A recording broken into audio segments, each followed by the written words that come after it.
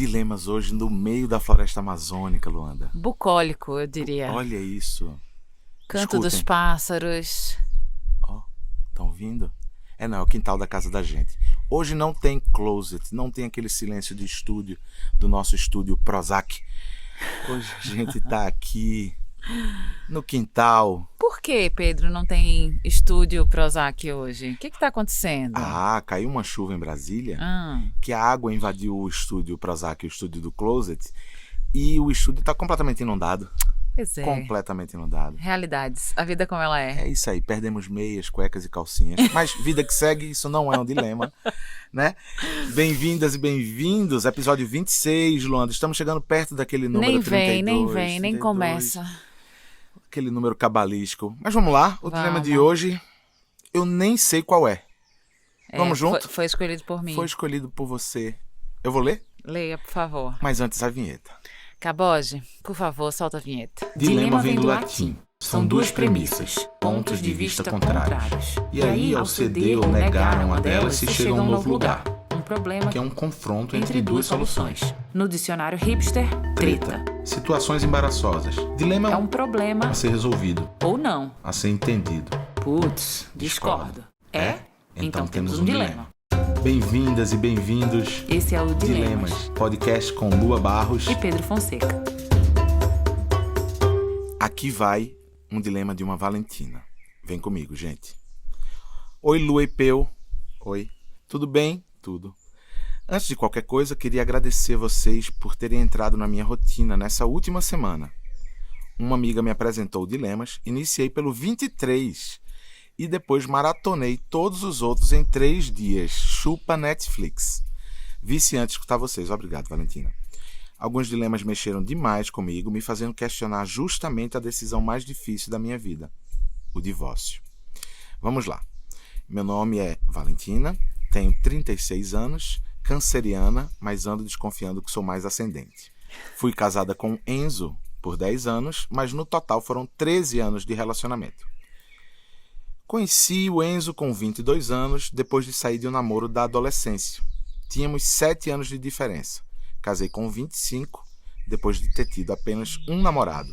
Ó céus. Ó céus, Valentina. Apesar de termos tido um relacionamento pacífico no início, hoje sei que éramos imaturos emocionalmente. Esse imaturo emocionalmente é pra dizer o mínimo. Vocês vão entender. Fiquei com medo, mas vou seguir lendo. Eu achava que éramos companheiros, porém, hoje olho para trás, não lembro sobre conversas, sobre sonhos, desejos, expectativas. Diálogo. Conversas de alma, sabe? Sempre fomos aquele casal que não briga, que não discute, sempre tive horror às famosas DRs, logo eu, mulher, sempre rotulada por isso. Das poucas tentativas de discussão, onde eu não conseguia argumentar, eu me calava.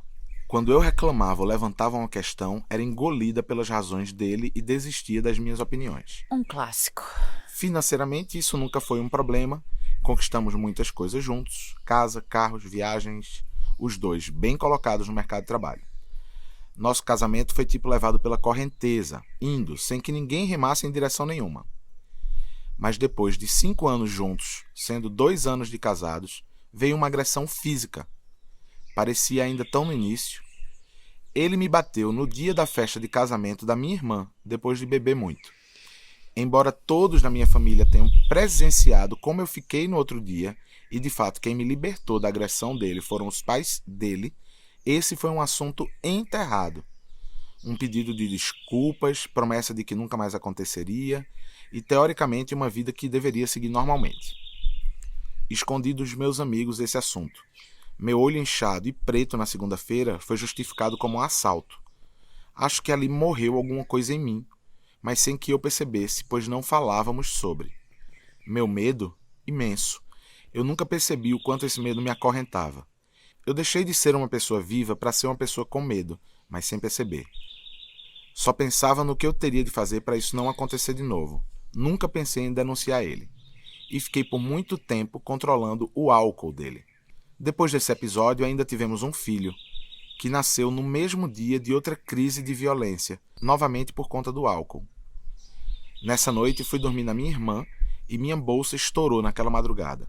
De novo, Aquela cena violenta, embora sem agressão física, foi novamente enterrada com o nascimento do nosso filho, hoje com 8 anos. Tentando novamente esquecer tudo, seguimos nossa vida de casados, mas agora um pai e uma mãe de primeira viagem, nascendo no meio de uma relação estremecida.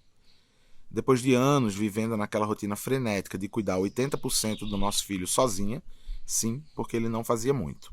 Não sabia o que fazer quando chorava, não levava nem buscava na escola, não participava da rotina em casa, comida, banho, dormir, não ficava sozinho com ele durante minhas viagens de trabalho, isso por 7 anos. Um traste, né, gente? Vamos combinar? Enfim, se acomodou com a mãe que fazia tudo e assim levamos. Eu reclamando com as amigas, porém conformada com a situação. Em diversas situações me sentia incomodada, mas não falava. Enfim, depois de viver uma angústia por 2, 3 anos, finais de casamento, percebi que eu já não gostava mais das mesmas coisas e me incomodava com esse conformismo dele. Tinha desejos e anseios diferentes, embora não tivesse coragem de conversar sobre isso. E por anos me isolei. Vivia no meu dilema interno de tentar entender o que acontecia, mas sozinha. Fiz terapia escondida. E foi onde fui questionada pelo casamento. Como assim? Aquele casal de margarina com problemas parecia loucura. Eu não via o óbvio. Eu pensava que era uma crise. Conversava com minhas amigas e todas tinham as mesmas reclamações, então pensava que o casamento era assim mesmo. A vida sexual morreu. Por muitas vezes fazia sexo na obrigação, até que comecei a me sentir forçada e violentada. Chorava sozinha depois de transar. Hoje, com 36 anos, eu percebo o quanto o diálogo fez falta. Diálogo, meu posicionamento, minha falta de cobrança. E não apenas com ele, com todos no meu convívio. Mas depois de alguns anos de terapia, o que para mim foi muito difícil, entender que eu precisava expor meus sentimentos, meus pensamentos, eu me dei conta que na minha criação isso nunca existiu. Não tínhamos conversa em casa sobre nada que seja de dentro. Hoje, 1 ano após a minha separação, ele me questiona e me julga pela minha decisão, de não ter dado a ele a chance de conversar e mudar, recomeçar. Ele diz que eu decidi por mim, sem pensar no nosso filho, na família, nele, que fui egoísta. Eu me culpo muito por isso. Será que minha decisão foi precipitada? Eu confesso que quando consegui expor parte do que eu sentia, foi com a decisão pronta de nos separarmos. Minha família, extremamente católica, se voltou contra mim. Minha mãe não aceita a separação de jeito nenhum. Assumiram o genro, o Enzo, como filho, e se afastaram de mim.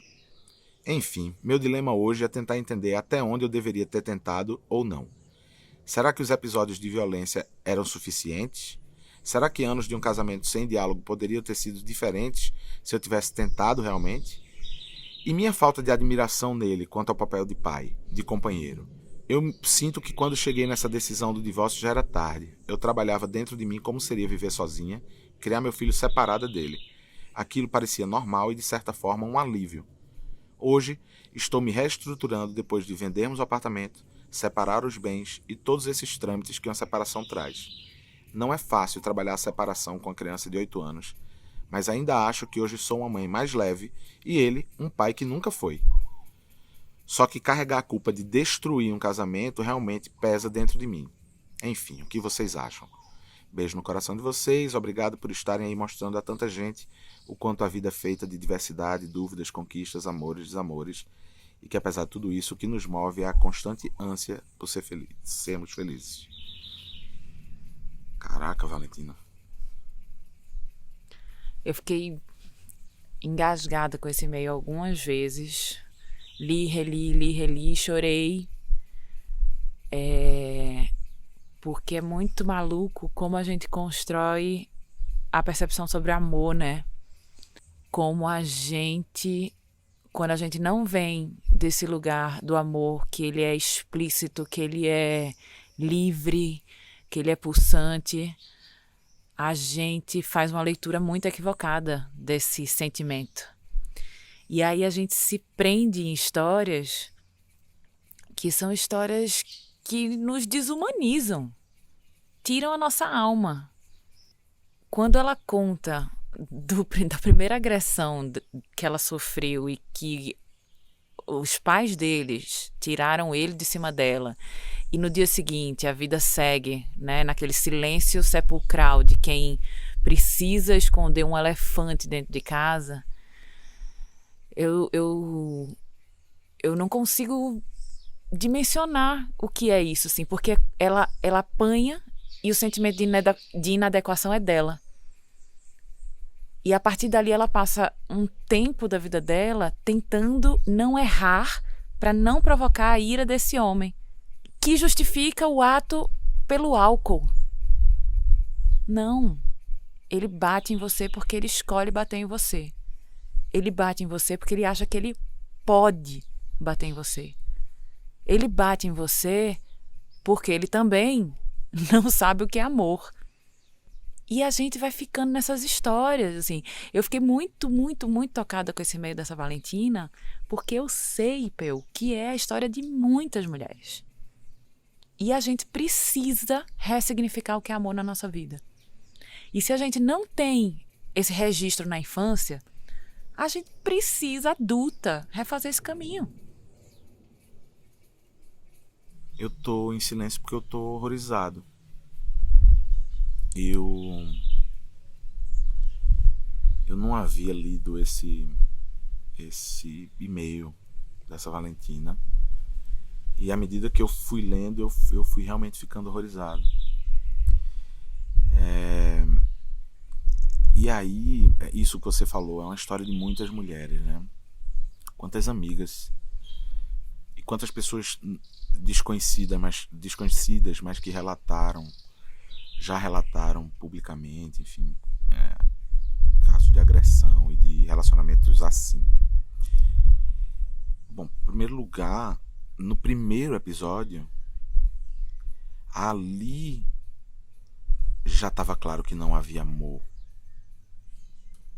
E antes da agressão, sabe? Pensa no que vem antes da agressão física, o levantar a mão. Você ter coragem de levantar a mão para outro ser humano. Isso já exclui qualquer possibilidade de amor. Você não bate na outra pessoa. Você não invade o espaço da outra pessoa com força física. Em circunstância alguma. Alguma. Isso serve para relações entre casais. Isso serve para truculência da polícia. Isso serve para tudo. Você não invade o espaço de existência do outro com violência física, sob hipótese alguma. Mas como é que a gente define isso? Como é que a gente carrega isso com tanta clareza se, por exemplo, eu sou filha de um pai que me batia? Essa significação que você falou, né? Se eu sou irmã de um irmão ou de uma irmã que ele era autorizado a me bater, sabe? Se no verbo existe essa agressão, na maneira como eu trato meus filhos. Minha gente, é muito grave isso. É muito grave. E quando ela depois de percorrer esse caminho inteiro, absolutamente solitário, vai pra terapia e escondida e consegue entender de onde vem, né, esse suportar, porque é um suportar, de onde vem tudo isso, e ela diz assim, cara, na minha família não tinha diálogo, não tinha espaço para o que você sente. Então isso também é um jeito da gente ensinar o que é amor. Não é só batendo, é silenciando. São essas vidas que acontecem sem qualquer tipo de intimidade. É só assim, não, vamos, nasceu, criou, alimentou, levou para a escola, né? Tô aqui. É a vida funcional. Vamos para a raiz do problema, que é essa, né? Nós que temos filhas e filhos, a gente precisa desde muito cedo deixar claro para eles o que é que pode nos reger nas nossas existências e convivências humanas. O que é que rege uma possível coexistência em sociedade, dentro de uma casa, dentro de um ambiente de trabalho. É o respeito absoluto pelo espaço do outro. É a prática do afeto em vez da violência. Quando você não sabe resolver uma coisa com seu filho, e aí eu quero falar muito com os pais agora. Quando você não sabe resolver alguma coisa com seu filho, você perde as estribeiras, você grita, e você agride verbalmente, fisicamente, etc., o problema é seu. Não é seu filho que está fazendo nada errado. Ele pode estar tocando fogo na casa. Se neste momento você não abraça, não acolhe, não conversa, não arruma outras ferramentas para trazer a consciência, de repente, no seu filho de que o que ele está fazendo precisa de um limite, uma margem, a responsabilidade é sua. Quem não está sabendo lidar é você. É você que precisa aprender. Não é seu filho que vai aprender você punindo, castigando ou batendo, velho. Então, para os pais que estão ouvindo a gente, aprendam definitivamente uma coisa e vão tratar disso. Porque isso é uma doença. A violência é uma doença. A violência é uma doença. A violência é uma doença e você precisa ser tratado. Assim como o álcool é uma doença. O álcool é uma doença, o alcoolismo é uma doença. E a gente não pode naturalizar também isso, não. Conversinha de capa de Veja.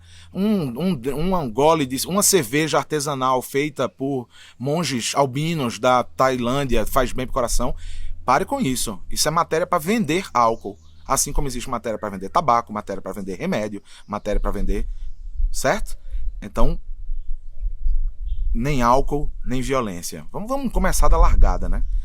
Então você que é pai, se observe, e se você perceber que isso te acomete, saiba que isso não é um traço da sua personalidade. Ah, é que eu sou uma pessoa estourada. Não, velho. Se você é violento, você precisa tratar disso com muita terapia, com tudo que for necessário para que você não passe adiante essa prática. Não adianta porra nenhuma você bancar de pai massa, porque pega na escola, porque leva na natação, porque bota pra dormir, porque lê um livro. Mas na hora que você é desafiado por uma situação em que você sente que não tem um controle, você apela para ferramentas brutas. Você precisa ser tratado. Então nós, como pais, temos um papel relevante de ensinar nossas filhas a não aceitarem nenhum tipo de violência, jamais, jamais, e que o corpo delas é um templo, porque o corpo da mulher é um templo. Se você também não estudou o corpo feminino, você precisa. E que os meninos, filhos, eles jamais podem levantar a mão. Vamos partir daí. Tem um documentário na Netflix chamado The Mask You Live In. Não sei se a tradução dele foi literal, porque eu lembro de ter assistido ele com esse nome, a máscara em que nós vivemos, eu não sei. Mas chama-se The Mask You Live In, que fala justamente disso. É um documentário que o enredo dele é sobre justamente como filhos, meninos, são criados de uma forma que estabelece essa violência, essa naturalização da violência. Assistam, homens assistam, e mulheres assistam também, mães, para também, diante de uma situação como essa, saberem identificar muito bem qual é o limite e não permitir agressão. A agressão física tem que ser denunciada. Tem que ser denunciado. E aí é muito ruim, né? Porque assim, você vai acabar com a vida dele. E o estrago emocional que ele tá fazendo na minha vida? Eu assumo, eu encaro, eu dou conta, sem que ninguém se responsabilize por isso, né? Não, Valentina, não tem qualquer tipo de culpa que você mereça carregar pelo fim desse relacionamento, que na verdade já nasce com um abismo enorme entre vocês, né? Porque sem diálogo, um casal que é um casal que está ali funcionando muito bem, a família Doriana, a família Margarina, que está funcionando muito bem, mas que quando desliga a câmera, quando a porta fecha, são estranhos, são pessoas que não sonham juntas, que não dialogam sobre as dificuldades, que não... Que isso? É uma família Margarina que não pode ter uma faca por perto para passar na margarina, não pode. Porque tem um agressor do lado, né? Outro ponto do e-mail dela que me deixa absolutamente embrulhada, assim, emocionada, e eu tenho vontade de dar um abraço nela, é quando ela fala que o desejo sexual acabou, né? A vida sexual do casal acabou, e ela em algum momento começa a ceder para atender aos desejos desse homem. E ela se sente violentada. Isso é uma outra coisa que acontece muitíssimo, mais do que deveria, que são mulheres que se sentem estupradas pelos seus próprios maridos. Por quê? Porque não conseguem dizer não.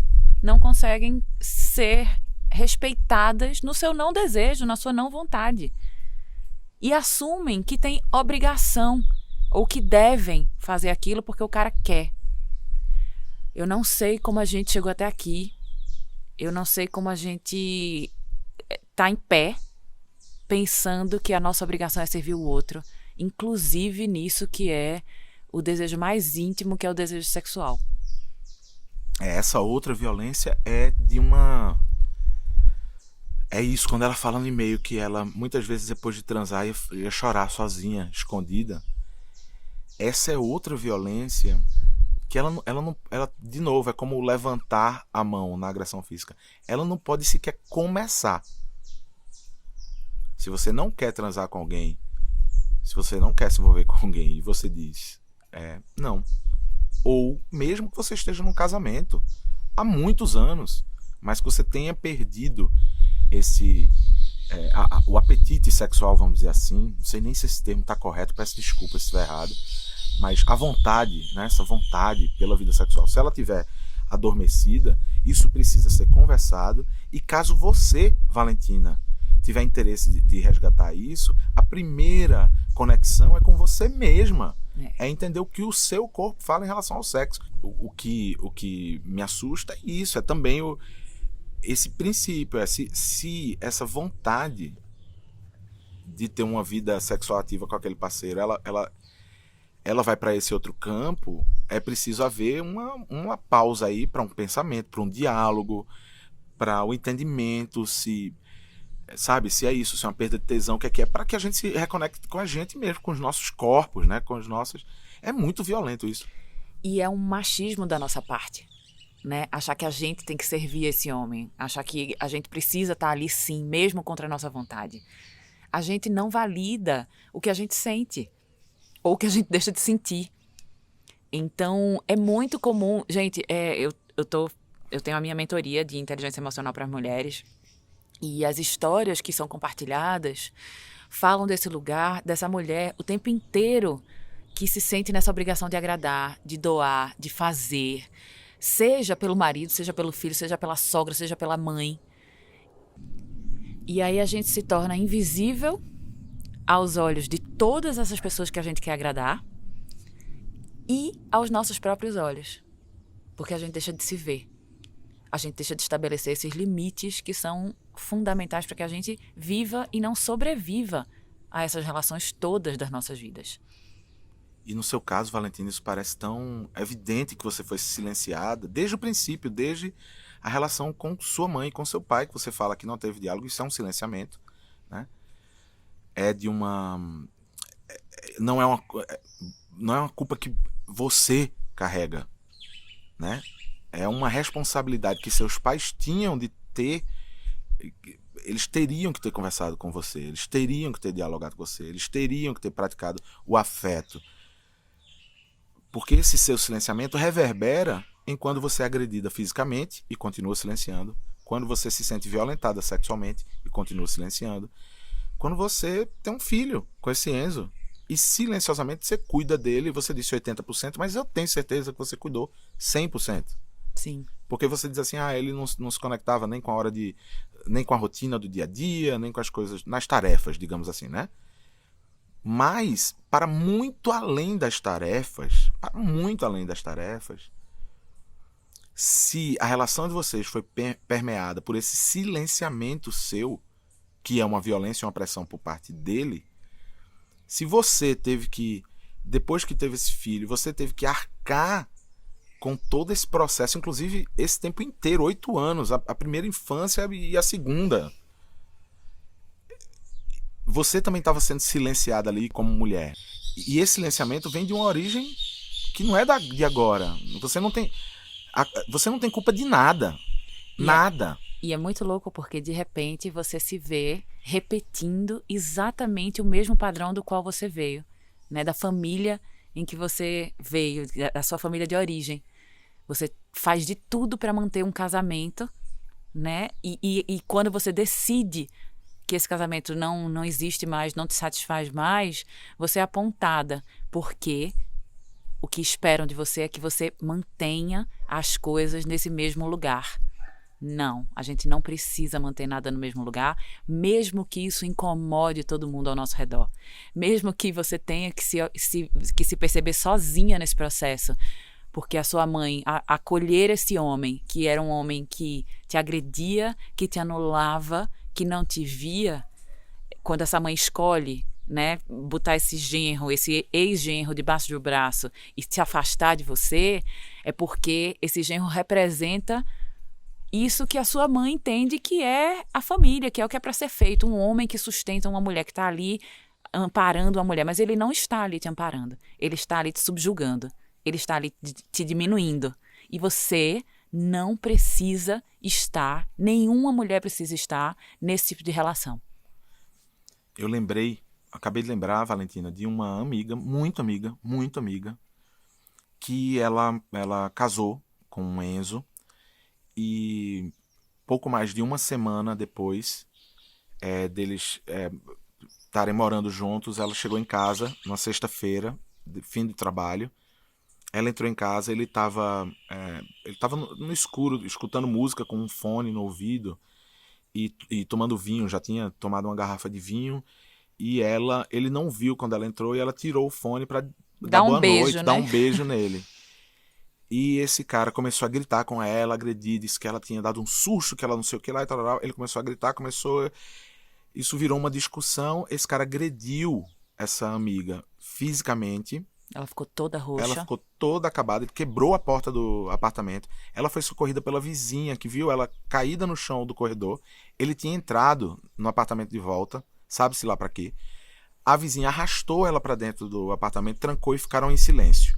E ele achou que ela pudesse ter ido embora do prédio, né? A vizinha levou essa Valentina pra a delegacia da mulher.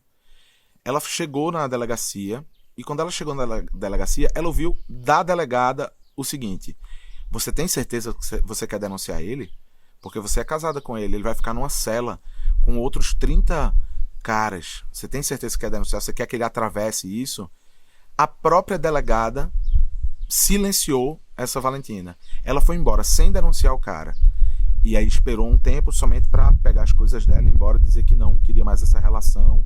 Foi embora da vida dele. E, enfim, ele ainda tentou encher o saco algumas vezes, mas ela foi embora. Mas o próprio sistema, para a gente prestar muita atenção nisso, o próprio sistema fica invertendo a lógica de quem é a vítima nessa história. A vítima, Valentina, nessa história inteira, até aqui é você. Não, a gente sempre fala na prática aqui do Dilemas, e a gente repete isso aqui, porque é muito delicado quando a gente escuta uma história apenas por um viés, por um ponto de vista. É sempre muito delicado. Sempre muito delicado. É a história do rapaz, lembra, que era músico, que a irmã mandou um dilema dizendo: caramba, o que é que eu faço? Eu não quero mais sustentar ele, eu quero que ele vá atrás do sonho. É o dilema do cara que pede o divórcio dos pais, né? Que quer pedir o divórcio dos pais. A gente sempre pondera isso, sempre é um exercício que Lu e eu a gente faz constantemente a cada episódio, de dizer como seria o outro lado.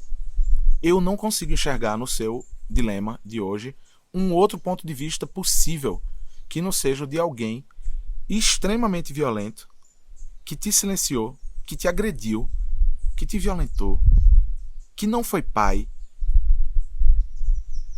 O cara não aprendeu nem sendo pai. Nem na paternidade o cara aprendeu, Valentina. E você ainda carregando essa culpa e falando: será que eu carrego uma culpa por ter destruído a relação? Você não destruiu nada.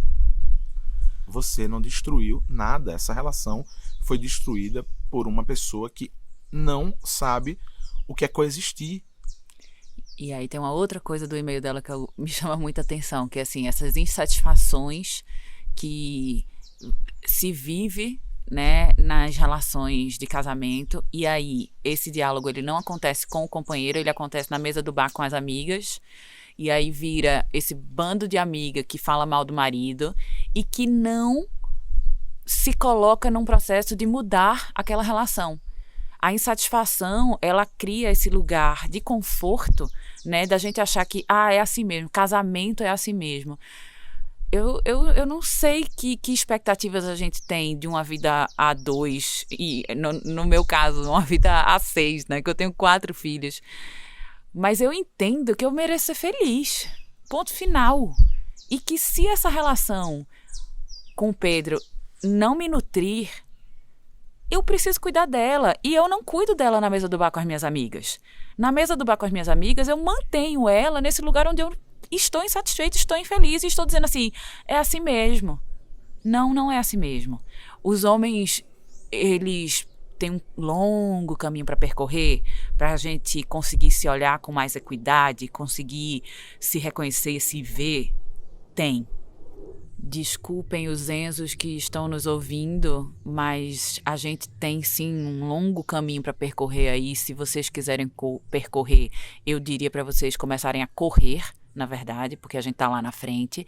Mas quando a gente começa a falar de relações que carregam essa violência, a discussão vai para um campo que é muito mais profundo, que não é o homem, que não é aquela do homem que não entende o seu papel de pai, de companheiro. A gente tá falando de pessoas que precisam cuidar de processos traumáticos que viveram. Não me interessa o que fez ou o que faz esse homem achar que pode bater em você. Mas esse campo é um campo mais profundo, onde a gente não precisa sustentar isso. E uma coisa que me ocorre quando ela diz sobre isso, se sentir culpada por ter destruído uma relação. Uma família, né? Uma família, ter destruído uma família e tal. É que a gente precisa ser feliz com a gente mesmo. Primeiro lugar. Sozinho. Ser feliz com a gente mesmo. O que é que satisfaz a gente? O que é que faz a gente feliz nessa vida? O outro, quando entra na vida da gente, numa relação de casal, ele tem um papel que é um papel do companheirismo, né? É o papel de acompanhar a nossa jornada pela nossa felicidade. E quanto mais a gente tiver companheiros, e nesse caso específico, falando para as Valentinas, né? Companheiros que simplesmente estejam ao nosso lado na jornada, isso é o básico.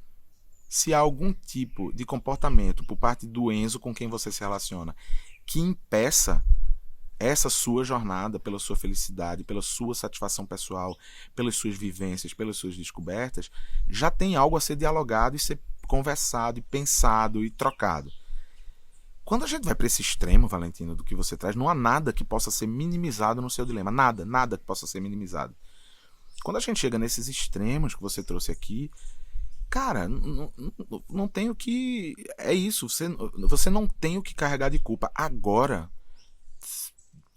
se você quer um conselho de um outro Enzo, que sou eu aqui, cara, vá em busca daquilo que te faz feliz. Pensa em você sozinha como existência humana. Eu sei que você tem um filho, eu sei que você carrega a sua história e suas cicatrizes, mas olha agora pro espelho para você e pensa assim, tá, mas o que é que me faz feliz? Porque isso é que reverbera para todo mundo que tá ao teu redor, isso reverbera para teu filho, isso reverbera para tua família, isso reverbera no trabalho. É esse entendimento de que você merece ser feliz, de que você existe, que você merece estar numa relação que te puxe para cima, que te levante, que te faça se ver também. Porque qualquer coisa diferente disso, a gente precisa deixar para trás. A gente não merece carregar isso com a gente. Então, receba nosso abraço muito apertado, nosso encorajamento para que você deixe essa culpa agora, nesse lugar, exato lugar onde você estiver, assim, deixa essa culpa aí, escolha deixar essa culpa aí, porque você não precisa carregá-la com você. Hoje o Dilemas não tem suposta pergunta do ouvinte, hoje o Dilemas não tem com que fazer graça, hoje o Dilemas assim, a gente, talvez seja o primeiro episódio de 26 que a gente encerra com profunda tristeza aqui. Profunda tristeza. Tristeza sabendo que essa é a realidade de tantas outras mulheres. Tristeza sabendo que essa é a realidade de tantos outros homens que se acham no direito de violentar o corpo de uma mulher, que se acham no direito de ultrapassar esse limite do espaço físico. Vão se tratar. Enzos, façam terapia. E façam terapia, não façam pouco, não. Façam muita terapia. Cuidem do que sentem, para que vocês não achem que vocês podem atropelar quem quer que passe na frente de vocês porque vocês beberam, porque vocês estão frustrados, porque vocês estão chateados, com raiva. Cuidem-se. Então, Enzos, tratem-se, procurem um terapeuta. Tem um monte de terapeuta bom, Brasil todinho. Dói a pau que é o Chuí. Tem um monte de terapeuta bom. Tem serviço de terapia gratuito. Tem Procure tudo. Universidades da sua cidade. porque os cursos de psicologia, eles fazem esse tipo de atendimento, né? Então, assim, não tem grana para terapia, cara, vai lá, vai ter um espaço para você ser acolhido, para você ser ouvido, para você cuidar disso aí que você tá colocando para fora, vai ter espaço para você cuidar disso aí que você acha que você precisa colocar para fora através da agressão. Não, a gente não merece. Valentina, receba nosso abraço apertado. E que bom que você escreveu, que bom que você teve a coragem de partilhar com a gente essa história. Eu espero que a gente, de alguma forma, te ajude a aliviar isso que você está carregando aí, essa culpa enorme. Não carrega mais, de verdade. Você não merece. Você merece ser feliz, merece muito mais. Um beijo, até quinta que vem. É isso aí. Caboge, solta a vinheta, por favor. Dilemas. Mostre os seus que a gente mostra os nossos.